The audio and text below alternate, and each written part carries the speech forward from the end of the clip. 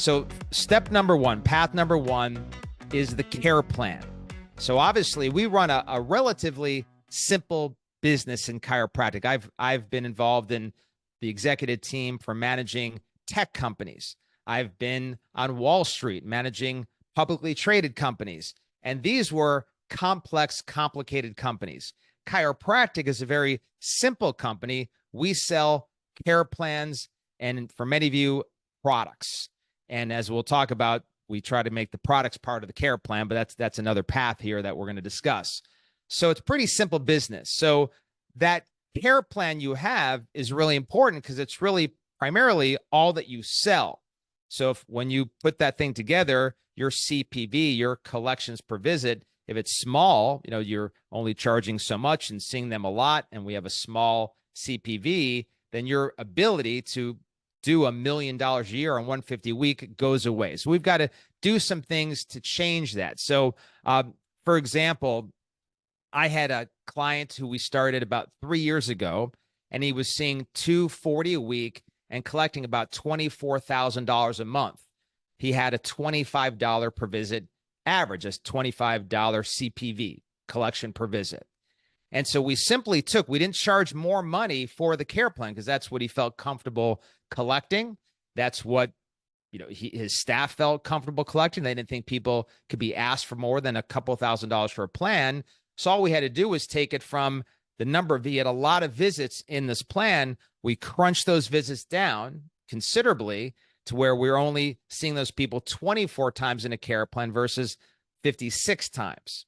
And by doing so, that automatically radically drives up the CPV. Now, of course, there's some questions around that. Am I still making the right impact on the patient? Am I still helping? Am I achieving correction? Am I really reducing subluxation down to its lowest denominator like I'm supposed to do on an initial care plan? Those are all great questions. And we get there by something that I call station work.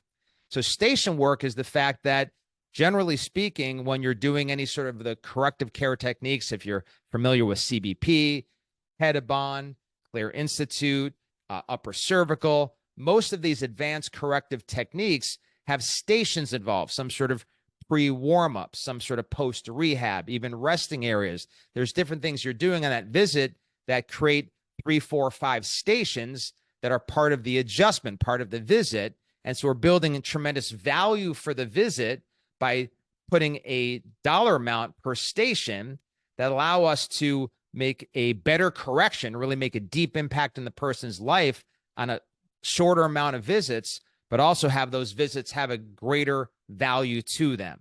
So a visit with 5 stations has a value often well over $200, even at 3 or 4 stations. So even if your care plans average out to, say, $90 per visit at a $200, $250 value, the patient is getting a tremendous discount.